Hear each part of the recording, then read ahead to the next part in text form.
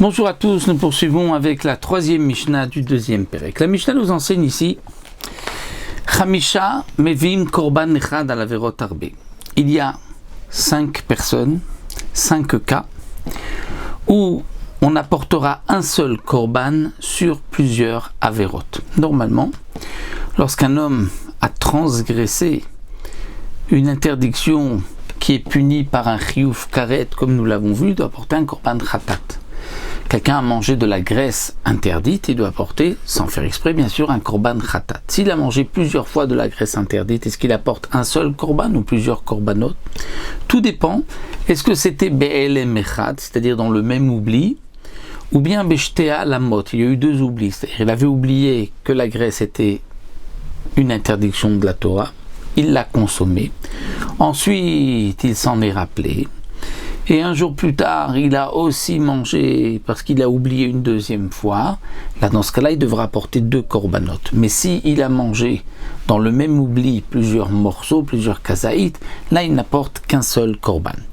Ici, la Mishnah va nous dire que il y a parfois où on amènera, même pour une même avéra, un seul korban pour plusieurs avérotes, si elles ont été faites. Donc la même avéra qui a été reprise plusieurs fois.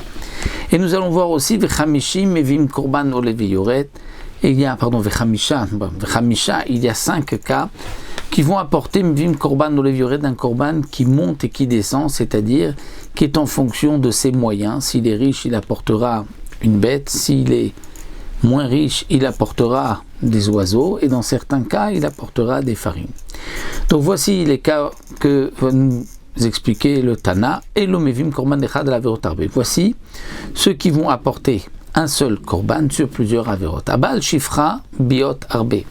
Si quelqu'un a eu une relation, plusieurs relations avec une shifra, une servante, mais il s'agit d'une shifra charoufa.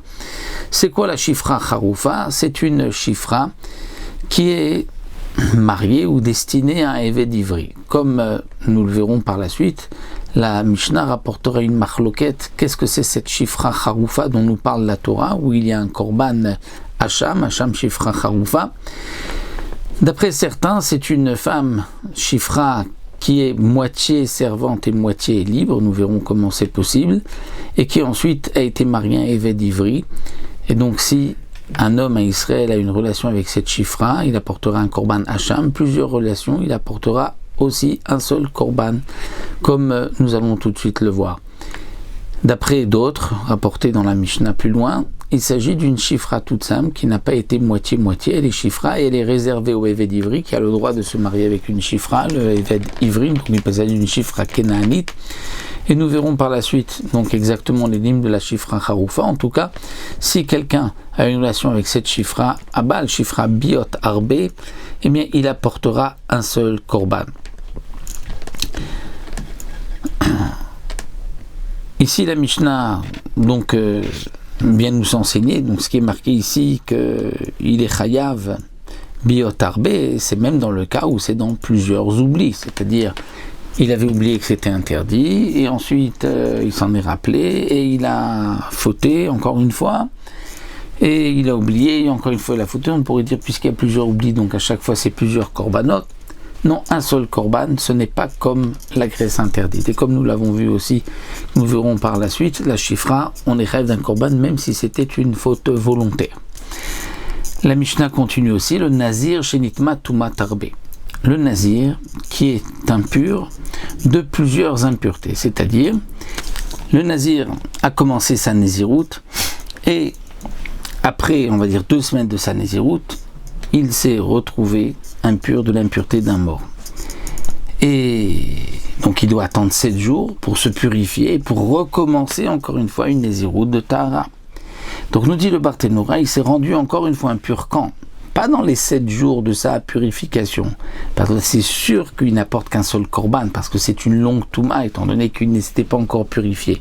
Le chidouche, c'est que même le 7e jour, lorsque ça y est, normalement il se coupe les cheveux, puisque le nazir impur doit se purifier 7 jours avec les cendres de la vache rousse, le 7e jour il doit se couper les cheveux pour pouvoir recommencer. Et donc le Tana de la Mishnah vient nous dire que le 7e jour, même s'il s'est rendu encore une fois impur, eh bien, on aurait pu croire que c'est comme une nouvelle Néziroute qu'il a commencé et que donc maintenant qu'il est impur, il apporte encore un korban comme un Nazir tamé. Non, par rapport au korban, c'est encore considéré comme un, étant donné que c'est vrai que la Néziroute de pureté commence le 7e jour, mais ces korbanot, il ne les apportera que le 8e jour. Donc un Nazir qui était donc pur, qui commence à Néziroute 2 semaines, il se retrouve sous le même toit qu'un mort, sans faire exprès, il est impur. Donc il va interrompre sa Néziroute, il va se purifier, il attend donc les 7 jours, avec le 3e, le 7e jour, on va lui asperger les cendres de la vache rousse. Le 7e jour, c'est terminé, il se coupe les cheveux, et il commence maintenant encore une fois la Néziroute de Tahara, de pureté, puisqu'il doit maintenant compter encore 30 jours, qui est le minimum de la Néziroute, mais ses corbanotes, il apportera le 8e jour. Maintenant, le 7e jour, il est devenu impur encore une fois, il n'apportera pas au bout de 7 jours 2 corbanotes, mais un seul, puisque le 7e jour est encore inclus dans, on veut dire, dans la première Touma par rapport au korban. La Mishnah continue aussi, va mécaner les histoires l'idée anashim marbe. Le din de la sota, si un homme a averti sa femme, lui a dit ne t'isole pas avec cet homme-là et qu'elle s'est isolée, ensuite donc il devra l'amener au Beth Amikdash, lui faire boire donc cette eau où on va effacer le nom d'Hachem, la paracha de la sota, et il apportera aussi une minchat kanaot, une offrande. Donc si un homme a averti sa femme, il lui a dit je ne veux pas que tu t'isole avec Reuben, Shimon, Lévi, avec plusieurs personnes et qu'elle s'est isolée, bien qu'on va aller la faire boire, donc à cause de ces 3 isolements, elle n'apportera que une seule minchat knot, un seul korban pour tous.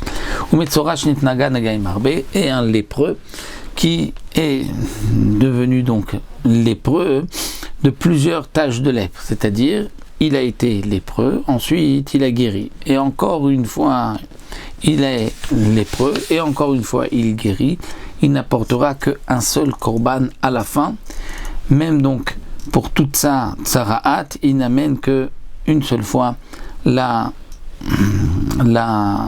son korban, étant donné que il n'avait pas donc terminé et amené ce korban. Si il avait terminé le lépreux et qu'il avait amené ses korbanot, donc il est pur, et qu'ensuite il devient encore une fois lépreux, là c'est une nouvelle chose. Mais si c'était encore où il n'avait pas eu le temps d'apporter ses korbanot, que encore une fois il est lépreux, donc la Mishnah nous dit il n'apportera que un seul seder de korbanot.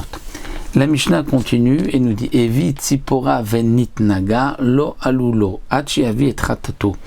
Si on traduit juste les mots de la Mishnah, il a amené ses oiseaux, puisque comme c'est marqué dans la Torah, le lépreux, lorsqu'il est guéri, il apporte d'abord 2 oiseaux. Donc il y en a un qu'on va égorger, l'autre qu'on va le laisser, on va le laisser s'envoler, et ensuite il attendra encore pour amener ses korbanot.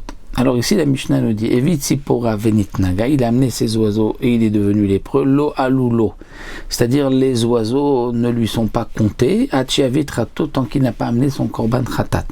Qu'est-ce que cela veut dire? Le Barthénoura nous dit que la Gemara nous dit qu'il faut rajouter, il manque dans la Mishnah un passage, donc il faut lire la Mishnah comme ça. En vérité, dans cette Mishnah il y a 2 dinim enseignés. D'abord Evi tzipora venit naga En mevi la korban echad, c'est un premier din. Quelqu'un qui a apporté ses oiseaux, et ensuite donc il avait été lépreux, il a guéri de sa lèpre, il apporte les 2 oiseaux, et normalement il doit attendre encore 1 semaine pour pouvoir ensuite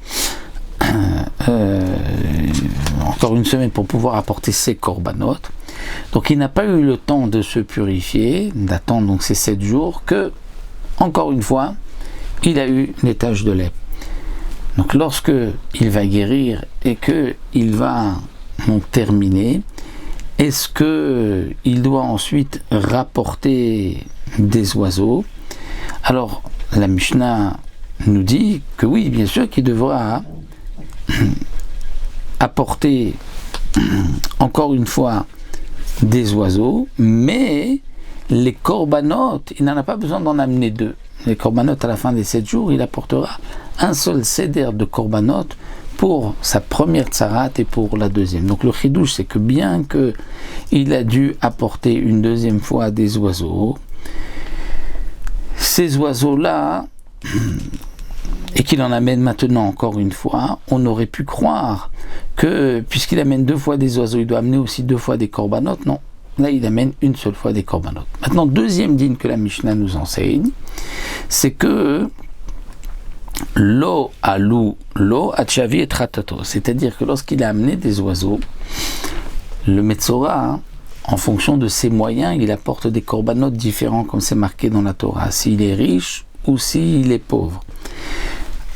Quand est-ce qu'on l'évalue? Est-ce qu'il est riche ou pauvre? Est-ce que c'est au moment où il amène ses korbanot ou est-ce que c'est au moment où il amène les oiseaux? Et donc le deuxième dîne de la Mishnah, c'est de nous dire que lorsque il amène les oiseaux, ce n'est pas à ce moment-là que l'on fixe est-ce qu'il est riche ou est-ce qu'il est pauvre, mais c'est au moment où il amène son khatat, achiavi et tratato. C'est-à-dire qu'un lépreux qui était pauvre, il a amené ses oiseaux et ensuite il s'est enrichi. Eh bien, lorsqu'il apportera son korban khatat, il doit apporter le korban khatat, les korbanot d'un riche. Mais si le lépreux était riche lorsqu'il a amené les oiseaux et qu'ensuite il s'est appauvri, donc il amènera le 8e jour, après 7 jours-là, les korbanot d'un pauvre. Parce que tout dépend pour fixer est-ce qu'il est riche ou pas au moment où il apporte son korban khatat. Rabbi Yehuda Omer, Achiavi et Hacham. Rabbi Yehuda dit non. Le moment où on va fixer est-ce qu'il est riche ou pas, c'est lorsqu'il apporte son korban hacham. Parce que le korban hacham, c'est ce qui lui permet donc de manger des korbanot.